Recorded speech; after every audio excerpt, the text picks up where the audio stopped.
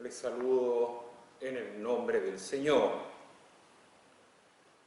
Le doy gracias al Señor porque me permite estar en este lugar nuevamente para hablar de su palabra. Es un privilegio poder hablar de ella y es algo que debemos de hacer de forma permanente cada uno de sus hijos. Espero que todos estén bien, que Dios los bendiga, que los guarde y leeremos su palabra.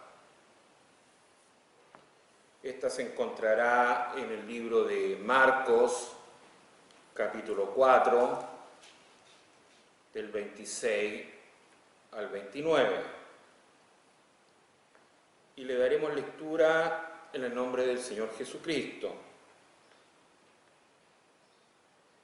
Decía también, el reino de Dios es como un hombre que echa semilla en la tierra y se acuesta y se levanta de noche y de día, y la semilla brota y crece como él no lo sabe. La tierra produce fruto por sí misma. Primero la hoja, luego la espiga y después el grano maduro en la espiga. Y cuando el fruto lo permite, él enseguida mete la hoz, porque ha llegado el tiempo de la siega. Bendita palabra del Señor Jesucristo.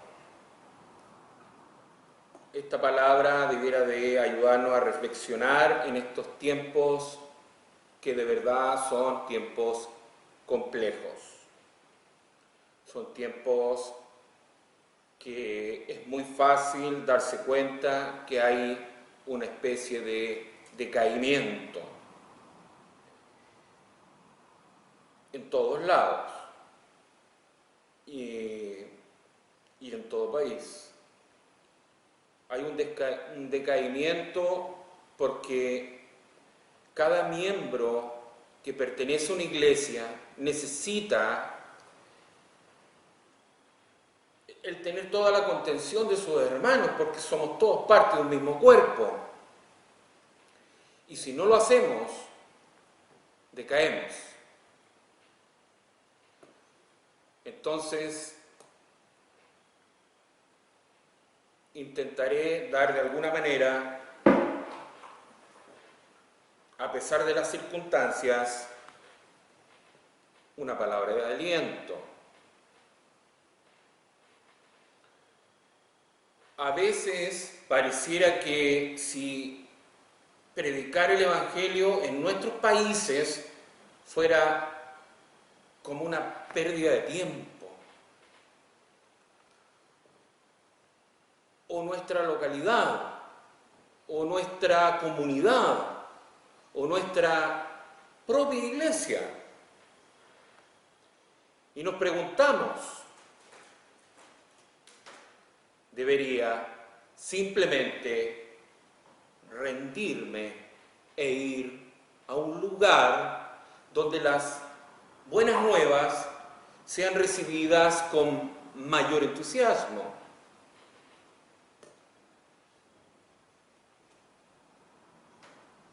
Puede ser que vivas en un lugar donde el Evangelio se predica más, pero de seguro ya has notado que el reino de Dios no parece estar avanzando como esperabas.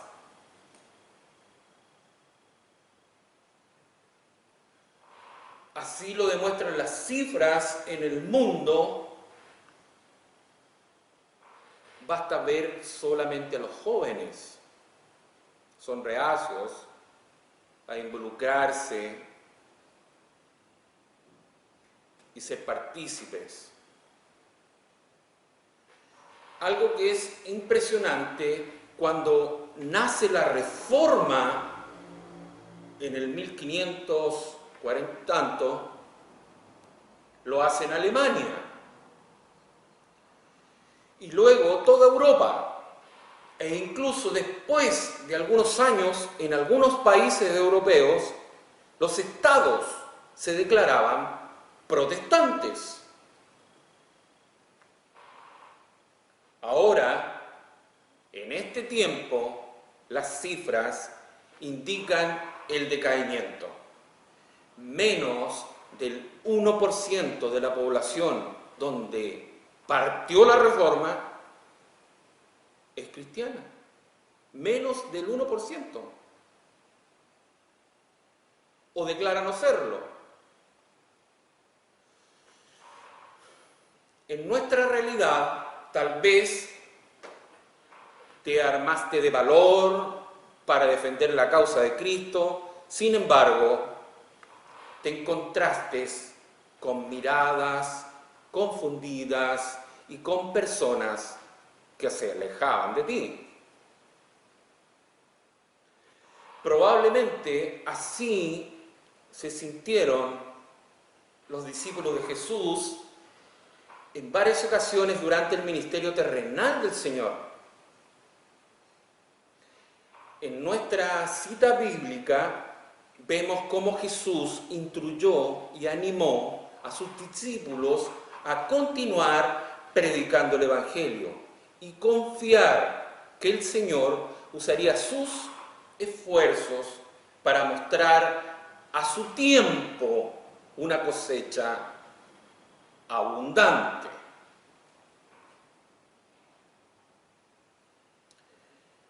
El versículo 26 introduce la parábola y nos ayuda a ver nuestro llamado. El reino de Dios es como un hombre que echa semilla en la tierra.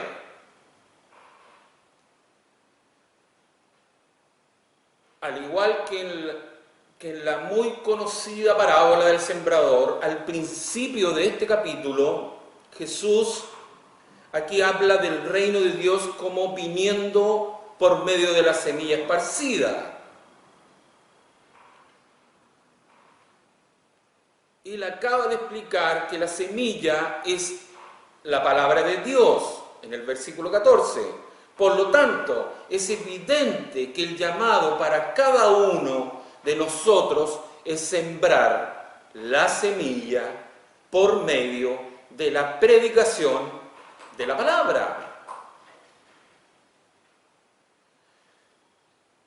Sin embargo, a menudo nos sentimos decepcionados cuando todos nuestros esfuerzos parecen ser en vano. Esto puede motivarnos a seguir tratando, incluso a poner en práctica cualquier estrategia nueva, con la esperanza de producir el resultado deseado. Pero Jesús tiene un consejo más efectivo que aquellos que fielmente han echado la semilla. El sembrador se acuesta y se levanta de noche y de día, y la semilla brota y crece. ¿Cómo? Él no lo sabe. La tierra produce fruto por sí misma. Primero la hoja, luego la espiga y después el grano maduro en la espiga. En los versículos 27 y 28. Nota primeramente que el crecimiento ocurre automáticamente. Cuando una buena semilla cae sobre una tierra preparada, esa semilla brotará y crecerá. El poder de este crecimiento descansa en la misma semilla. Es la misma palabra poderosa que cumplirá el propósito por el cual ha sido enviada. En segundo lugar, toma tiempo para que la semilla esparcida crezca. En la parábola del sembrador, Jesús había señalado que la semilla que aparentemente creció con rapidez terminó sin producir fruto alguno. En la conclusión del pasaje, finalmente leemos que necesitamos temer pensando que el reino de Dios no prosperará. Y cuando el fruto permite, Él enseguida mete la hoz porque ha llegado el tiempo de la siega. Hay que descansar en esto. Somos llamados a ser simplemente embajadores de Cristo. Solo tenemos que esparcir la semilla. El resto es obra de Dios y Él llevará a cabo su obra. Él la llevará. Su reino vendrá exactamente como Él lo ha decretado. Y nada puede cambiar eso. No podemos estar seguros de que todos nuestros amigos, familiares, se entregarán a Cristo. Pero podemos estar seguros de que Dios no demanda de nosotros lo que solamente Él puede hacer. Él reunirá a los escogidos, tanto a los de tu círculo de amigos y de familiares, como de todo el mundo, a todo aquel que Él llama. Cuando Cristo regrese para recoger su cosecha, habrá una multitud de toda raza, lengua, pueblo y nación. Él lo hará a su tiempo, cuando la misión esté completa. Así que sigamos esparciendo la semilla del Evangelio y maravillándonos de lo que Dios hará por medio de su palabra. Ahora, y hay que tener cuidado con esto. Cuando vemos la evidencia en personas que la semilla está dando fruto, sin importar cuánto tiempo lleven en la iglesia, no debemos transmitir temor. El tipo de temor que podría llevarle a pensar a ese hermano o esa hermana que no es cristiano.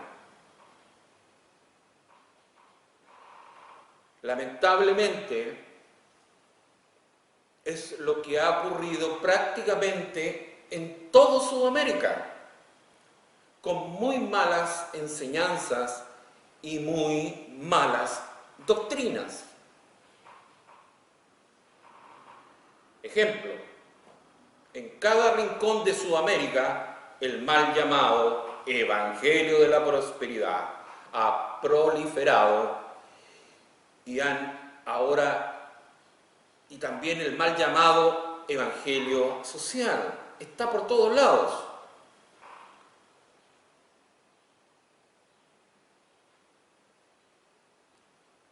Si escuchan que los esfuerzos en sus obras tienen que ser de tal magnitud, o que el sacrificio es doloroso, o que las pruebas nos abruman, o si nos hace tal cosa, usted podría perder su salvación. 。 . 。 . 。 . . . . . . . . . . . . . . . . . . . . . . 。 . . . . . . 。 . . . . . . . . 。 . . . . 。 . . . . . 。 . .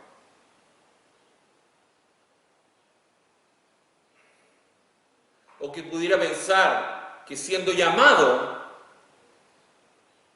tiene libre albedrío. No es así. Jesús afirma plenamente que sus manos y las manos del Padre nos sostienen.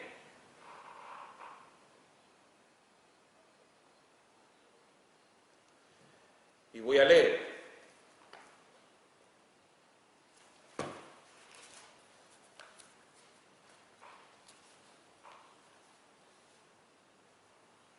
En Juan 10, 28, 29.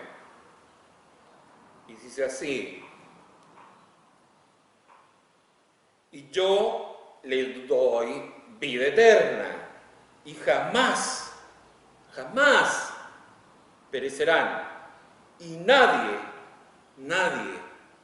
las arrebatará de mi mano. Mi Padre, que me las dio, es mayor que todos, y nadie las puede arrebatar de la mano de mi Padre.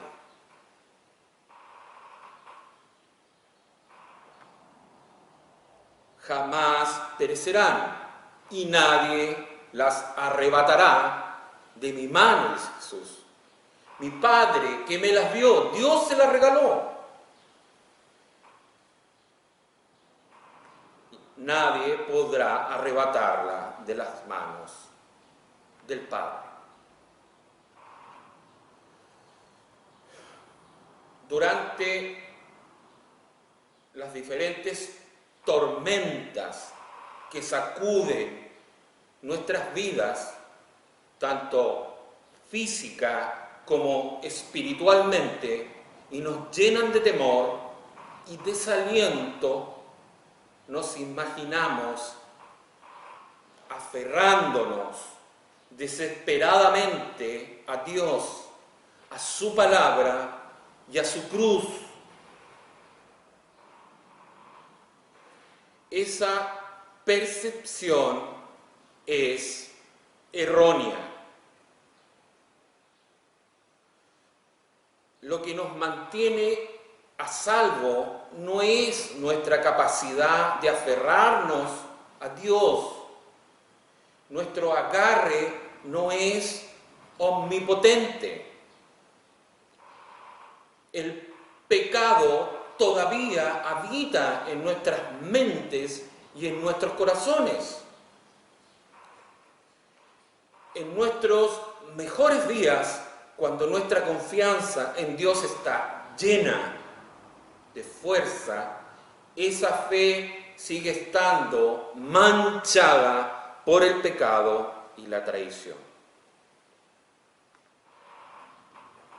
Queridos hermanos, las manos del Padre son omnipotentes. Son las que nos sostienen, son las que sostienen todo el universo. No hay nada en la tierra ni en el cielo que pueda arrebatarle a sus hijos de sus manos.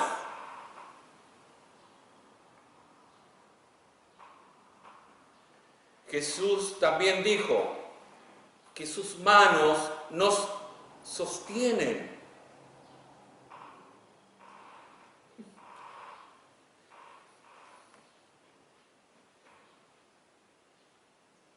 Mira sus manos.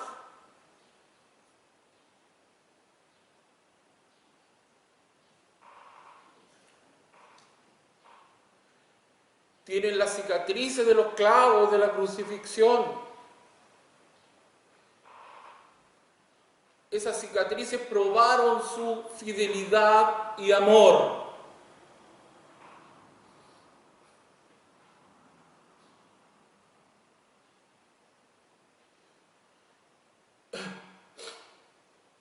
Cuando sus manos fueron clavadas, cuando el juicio y el castigo por nuestros pecados cayeron sobre él, incluso mientras los escupitajos burlones de los incrédulos se mezclaban con su sangre.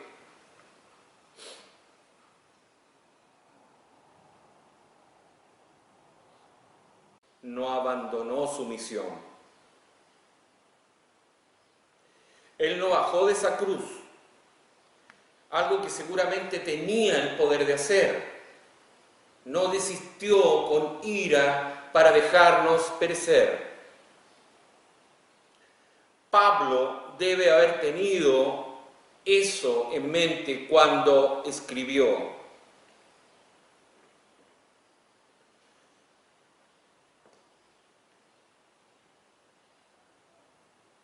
Lo voy a leer.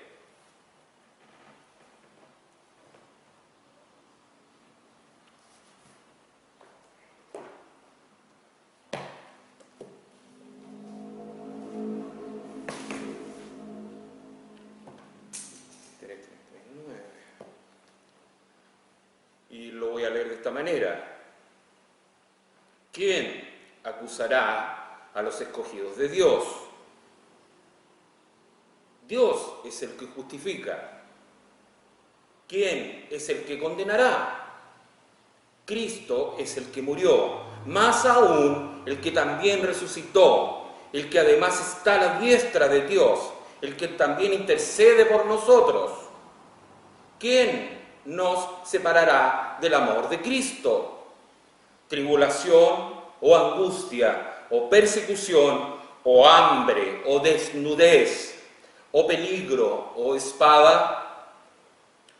Como está escrito, por causa de ti somos muertos todo el tiempo. Somos contados como ovejas de matadero. Antes, en todas estas cosas somos más que vencedores por medio de aquel que nos amó.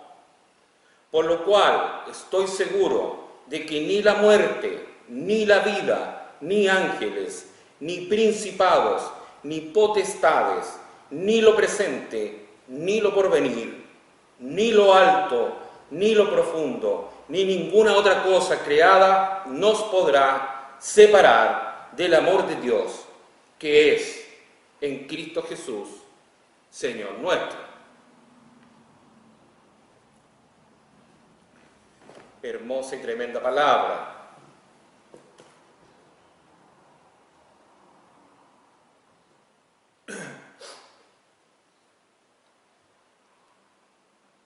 Miren, el libro de la vida nos da a conocer que la salvación de los creyentes fue determinada desde antes, desde la eternidad pasada.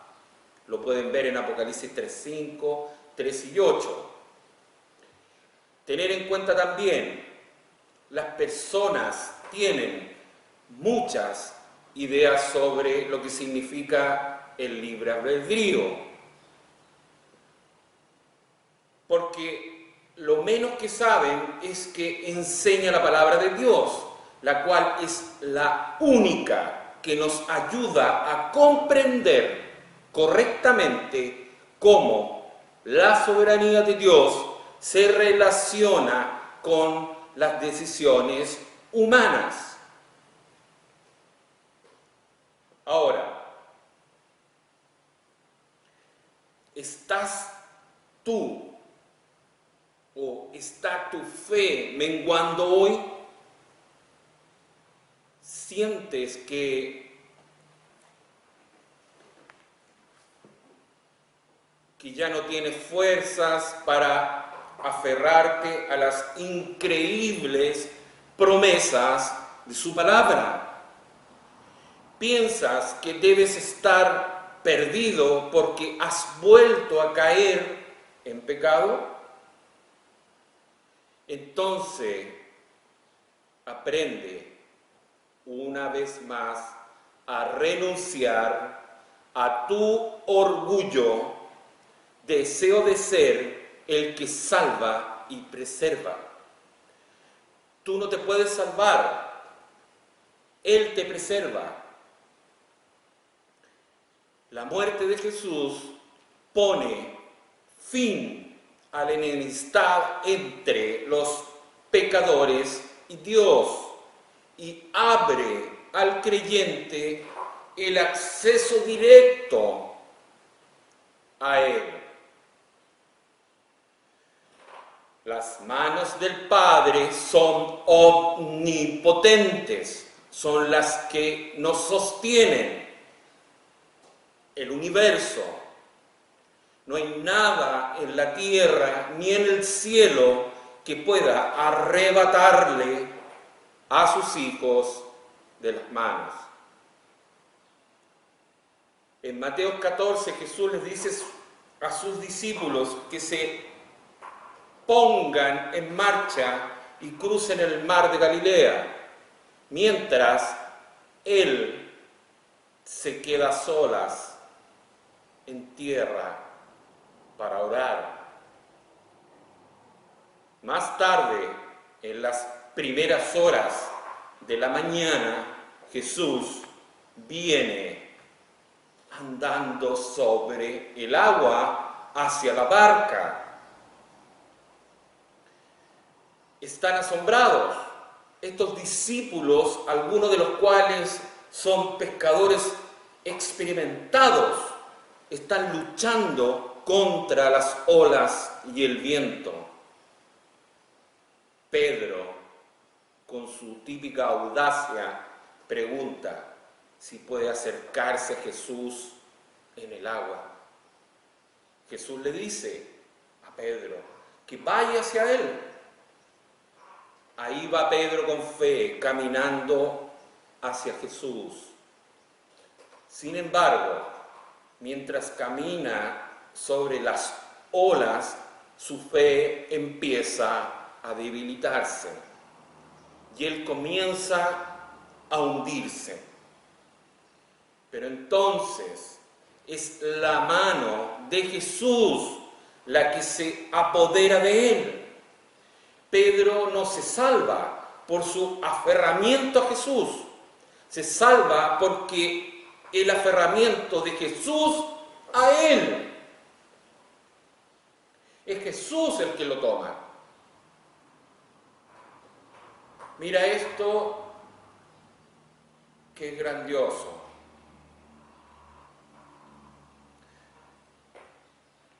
Durante una época en la que estaban siendo castigados por sus pecados, el pueblo de Israel pensaba que Dios los había abandonado.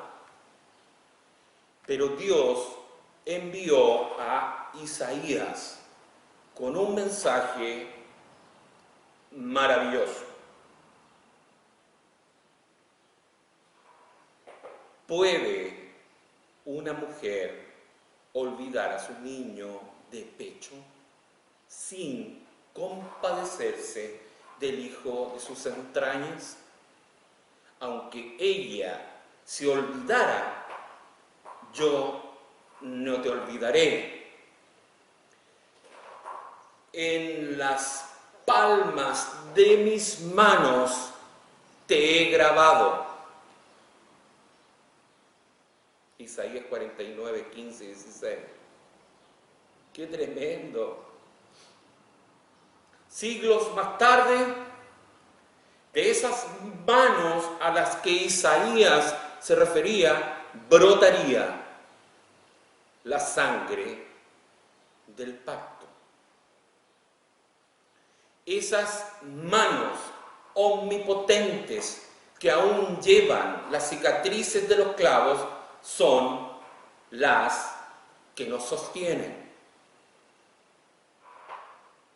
Hemos sido elegidos por Dios el Padre, redimidos por Dios el Hijo y sellados por Dios el Espíritu Santo. ¿Cómo podría elegir yo algo distinto a eso? ¿Cómo podría yo decidir algo que decidió la Santísima Trinidad antes de la fundación del mundo? ¿Cómo podría yo dejar este camino que fue trazado en la eternidad pasada? ¿Cómo podría yo decidir soltarme de las manos del omnipotente Dios? Simplemente no podemos. No podemos. Las manos del Padre son omnipotentes, son las que sostienen el universo. No hay nada en la tierra ni en el cielo que pueda arrebatarle de sus hijos de las manos. Hermanos míos, descansen en su palabra, descansen en esta bendita palabra, léanla, devórenla, para que puedan caminar con certeza, con seguridad, sin temores, y poder abrazar a sus hermanos, a su prójimo, y poder caminar con ellos. Que Dios los bendiga, en el nombre de Jesús. Amén.